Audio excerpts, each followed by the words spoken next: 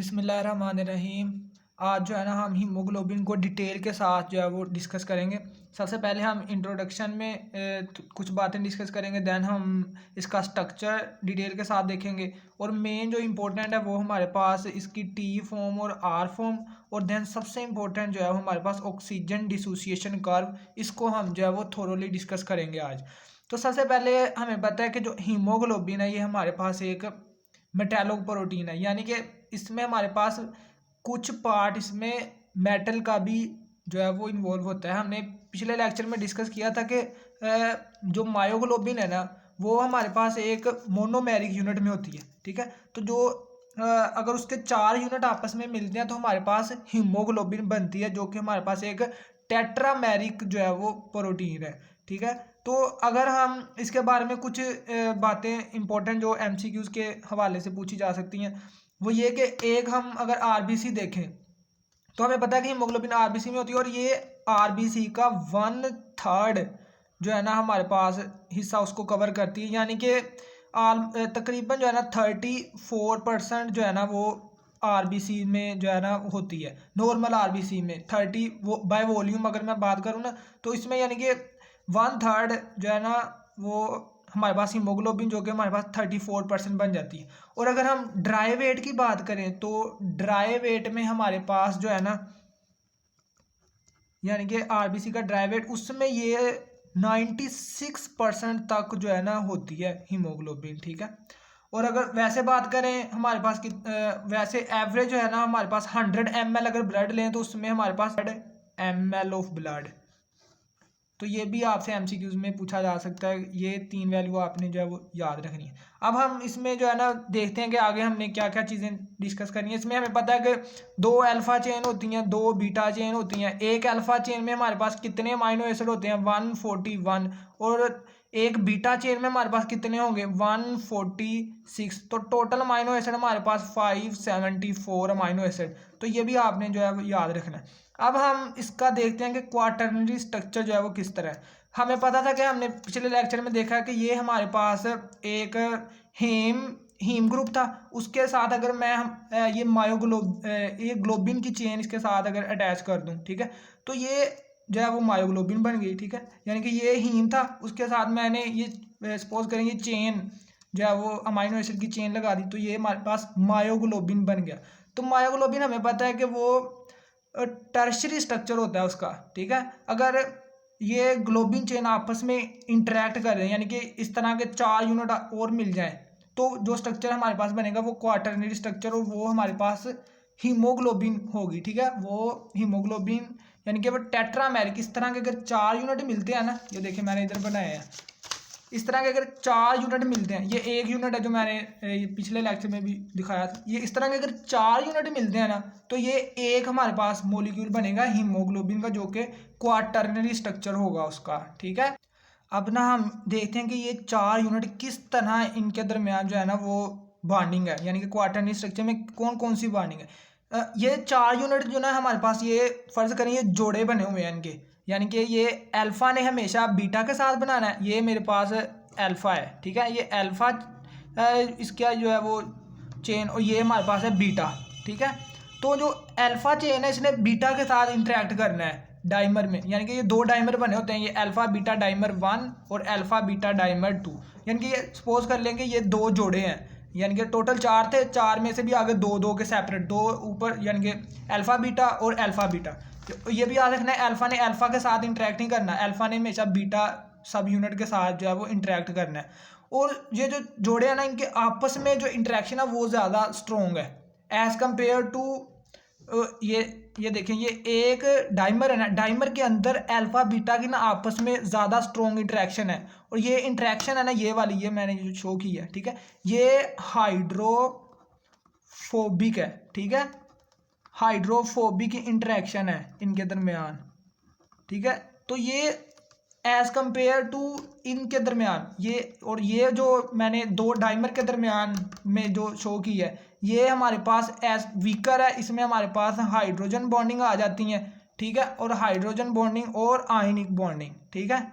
और याद रखना है कि ये हमारे पास वीक है, वीक इंटरेक्शन है ये वाली डाइमर की आपस में, यानी कि ये जोड़े की आपस में जो इंटरेक्शन है वो स्ट्रॉन्ग है और दो जोड़ों की आपस में जो इंटरेक्शन है वो वीक है। ठीक है, ये इसी तरह आप सोच सकते हैं कि ये यानी कि वीक और ये स्ट्रॉन्ग है। ठीक है, ये आपने याद रखना है कि ये स्ट्रॉन्ग है, ये इनका रिलेशनशिप आपस में स्ट्रॉन्ग है। और जो एक दूसरे से यानी कि फर्ज करेंगे ये जेलस होते हैं और इंटरेक्शन जो है वो कम है, वीक है। और ये जो वीक इंटरेक्शन है ना, ये हमारे पास वेरी करती है इसकी स्ट्रेंथ। ठीक है, तो ये वेरी किस तरह करती है, अगर ये हमारे पास ये ओवरऑल एक मॉलिक्यूल बना है। ठीक है, अगर इस मॉलिक्यूल में मैं ऑक्सीजन ऐड कर देता हूँ, ठीक है, यानी कि ये हमारे पास इधर भी ऑक्सीजन अटैच हो गई है, इधर भी ऑक्सीजन अटैच हो गई है, तो हमें पता है कि एक जो है वो ओवरऑल कितने मॉलिक्यूल जाएंगे, 4 ऑक्सीजन के मॉलिक्यूल कैरी करेंगे। जब ये ऑक्सीजन आ जाएगी ना, तो ऑक्सीजन आने की वजह से ये जो जोड़े हैं ना आपस से, इनमें ये वाली जो इंटरेक्शन थी ये वीक हो जाएगी और ये आपस में एक दूसरे से जो है ना थोड़े थोड़े अवे हो जाएंगे। ठीक है, रिलैक्स फॉर्म में चले जाएंगे और ये इंटरेक्शन जो है ना, ये देखें इधर और ज़्यादा वीक हो गई है। ठीक है, और ज़्यादा वीक हो गई है। और अगर ये देखें, अगर मैं ऑक्सीजन निकाल देता हूँ इसमें से, तो ये फिर अगेन से जो है वो ये इस फॉर्म में आ जाएगा। और अब इम्पोर्टेंट बात है जो समझने वाली, वो ये कि जब हमने इसे डीऑक्सी फॉर्म में लाए, ठीक है, तो इसमें ये इंटरेक्शन स्ट्रॉन्ग हो गई। ठीक है, ये जोड़े आपस में एक दूसरे के करीब आ गए और ये जो फॉर्म थी ना, इसे हम कहते हैं टी फॉर्म, जिसे टार्ट फॉर्म भी कहते हैं और टफ फॉर्म भी, यानी कि टाइट फॉर्म है ना हीमोग्लोबिन की, जो कि डीऑक्सी फॉर्म में थी, जब जोड़ों की इंटरेक्शन आपस में हमारे पास स्ट्रॉन्ग थी। ठीक है, तो ये फॉर्म हमारे पास है टी फॉर्म। और जब मैंने ऑक्सीजन ऐड कर दी, ऑक्सीजन ऐड होने से इसमें एलोस्टेरिक इफेक्ट आया है। ये एलोस्टेरिक इफेक्ट जो है ना, आगे मैं डिटेल के साथ अगले लेक्चर में देखेंगे, अभी मैं थोड़ा सा बता देता हूँ कि एलोस्टेरिक इफेक्ट क्या है। कि अगर हम ऑक्सीजन ऐड करते हैं तो इसमें ऐसा कन्फर्मेशन चेंज आएगा कि हमारे पास ये जोड़े आपस में ना एक दूसरे से थोड़ा थोड़ा अवे हो जाएंगे। ठीक है, और ये जो फॉर्म बनेगी हमारे पास, इसे हम कहते हैं आर फॉर्म। ठीक है, अब हम देखते हैं कि इनमें डिफरेंस क्या है। ये भी यानी कि इम्पोर्टेंट आपसे वाइवा में जो है वो पूछ सकते हैं कि टी फॉर्म और आर फॉर्म में क्या डिफरेंस है। तो सबसे पहले पता चल गया कि हमें जो डीऑक्सी फॉर्म है, अगर मैं ऑक्सीजन इसमें से निकाल देता हूँ, ठीक है, अगर मैं ऑक्सीजन ये देखिए, अगर बाई निकाल देता हूँ, यहाँ पर ऑक्सीजन ऐड कर रहा हूँ, ठीक है, यहाँ से ऑक्सीजन हम रिमूव कर रहे हैं, यहाँ पर ऑक्सीजन ऐड कर रहे हैं, तो डीऑक्सी फॉर्म बनेगी। ये देखिए, ये हमारे पास है टी फॉर्म जो कि टाइट फॉर्म है। ठीक है, और अगर ऑक्सीजन ऐड कर देंगे, ये ऑक्सीजन ऐड हो रही है, तो हमारे पास जो ऑक्सीजनेटेड फॉर्म होगी वो हमारे पास आर फॉर्म होगी और ये रिलैक्स फॉर्म है। ठीक है, तो जैसे ही ऑक्सीजन आ जाएगा तो रिलैक्स स्टेट में चली जाएगी ऑक्सीजन और आपस में थोड़े थोड़े दूर हो जाएंगे।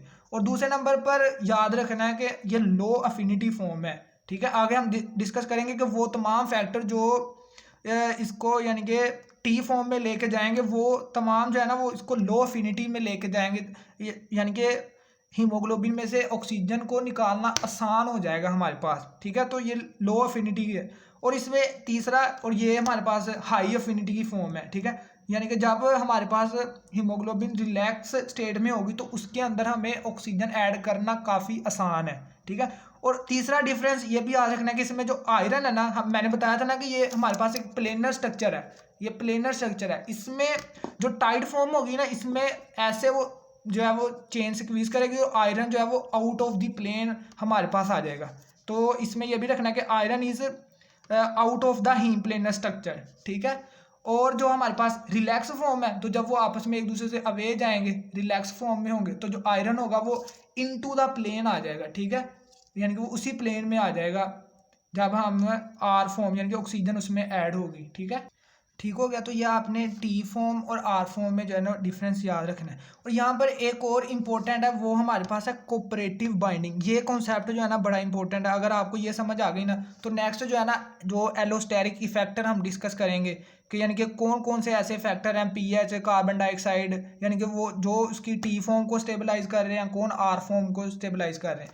तो उससे उसको समझने के लिए हमें जो है ना कोऑपरेटिव बाइंडिंग जो है ना, ये भी इसका भी थोड़ा बहुत कॉन्सेप्ट होना चाहिए कि कोऑपरेटिव बाइंडिंग है क्या। यानी कि आपस में ना ये जो 4 टेट्रामर है, ठीक है, जो 4 टेट्रामर की आपस में बहुत ज़्यादा ना यानी कि इंटरेक्शन है।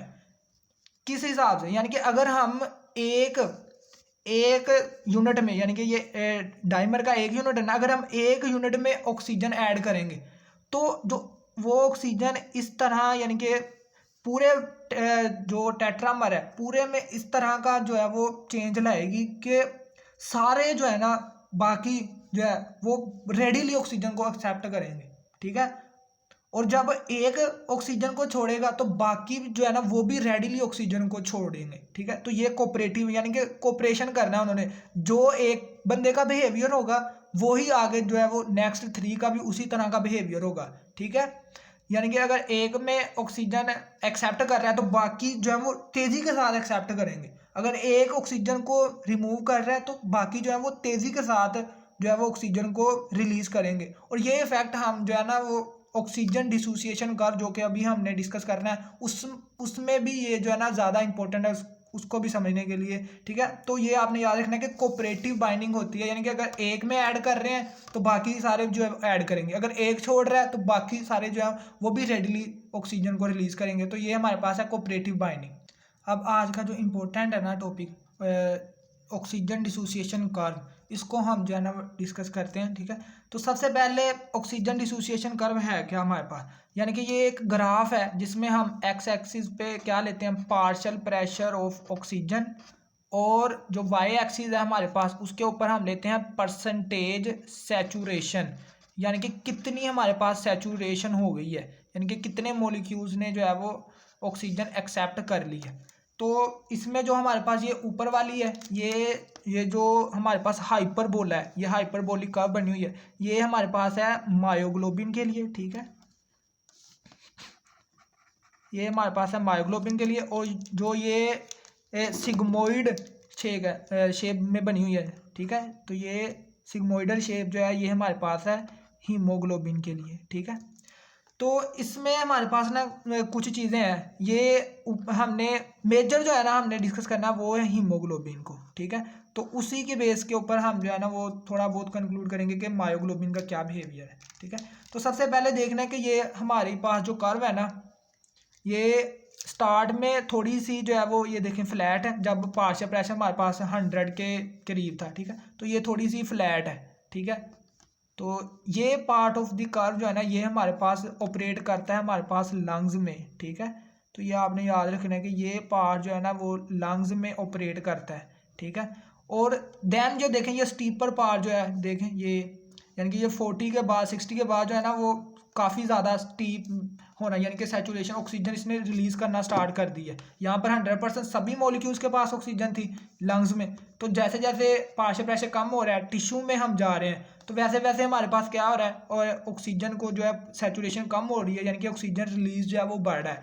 तो ये हमारे पास जो स्टीपर पार्ट है ये हमारे पास टिश्यूज़ में जो है वो ऑपरेट कर रहा होता है, ठीक है। तो ये हिस्सा जो है वो टिश्यू में हमारे पास इंपॉर्टेंट रोल है, यानी कि जैसे हम टिश्यू में आ रहे हैं तो ऑक्सीजन रिलीज जो है वो ज़्यादा हो रही है, ठीक है।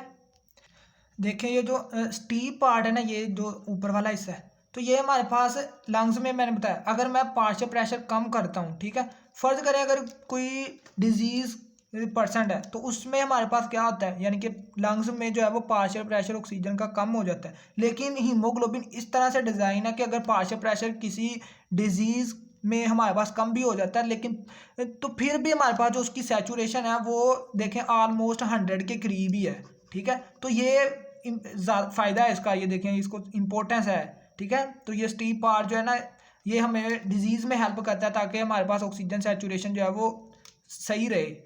तो ये टिश्यू में हमारे पास क्या होगा, टिश्यू में ये देखें स्टीप होना स्टार्ट हो गई है, यानी कि 60 से नीचे आना जब, तो तेज़ी के साथ जो है वो ऑक्सीजन रिलीज़ करना स्टार्ट कर दिया इसने। यहाँ पर ना एक और कॉन्सेप्ट है वो है P50, ठीक है। तो P50 इसको समझने से पहले ना पहले हम सपोज कर लेते हैं कि हमारे पास ये कंटेनर है, कंटेनर में मैंने जो है ना ये फ़र्ज़ कर लें कि ये हमारे पास मायोग्लोबिन ही समझ लें, ठीक है। ये मैंने मायोग्लोबिन ली है, ठीक है। तो मैंने ऊपर से ना प्रेशर अप्लाई करना स्टार्ट कर दिया, ठीक है। ये यानी कि यहाँ पर ऑक्सीजन है, ठीक है। ऑक्सीजन यानी कि पार्शियल प्रेशर मैं जो है ना इंक्रीज़ कर रहा हूँ। जैसे जैसे मैं पार्शियल प्रेशर इंक्रीज़ कर रहा हूँ तो ऑक्सीजन जो है वो मायोग्लोबिन में यानी कि ऐड होना स्टार्ट हो जाएगी, ठीक है। और मैं साथ में नोट भी कर रहा हूँ कि पार्शियल प्रेशर कितना है, ठीक है। पार्शियल प्रेशर को मैं नोट भी कर रहा हूँ, ऑक्सीजन का पार्शियल प्रेशर कितना है। तो मैंने क्या देखा कि मैंने जैसे ही पार्शियल ऑक्सीजन का पार्शियल प्रेशर को इंक्रीज किया, अभी मैं सिर्फ 1 mmHg ही था प्रेशर के, मैं क्या देखता हूँ कि यहाँ पर 50% जो है ना, जो यानी कि फर्ज करें अगर 100 मॉलिक्यूल थे मायोग्लोबिन के, तो उसमें 50 मॉलिक्यूल्स में ऑक्सीजन ऐड हो चुकी थी, ठीक है। यानी कि 50% ने, अभी पार्शियल प्रेशर एक ही था कि 50% हमारे पास मॉलिक्यूल्स ने ऑक्सीजन को एक्सेप्ट कर लिया था। तो ये हमारे पास यानी कि वो पार्शियल प्रेशर जिसके ऊपर 50% हमारे पास सैचुरेशन अचीव हो जाए, उस पार्शियल प्रेशर को हम कहते हैं P50, ठीक है। तो ये आपने याद रखना है, ये हमारे पास है P50, यानी कि वो पार्शियल प्रेशर ऑफ ऑक्सीजन जहाँ पर हमारे पास 50% सैचुरेशन आ जाए, उसको हम P50 कहेंगे। तो ये मायोग्लोबिन के केस में हमारे पास 1 mmHg है।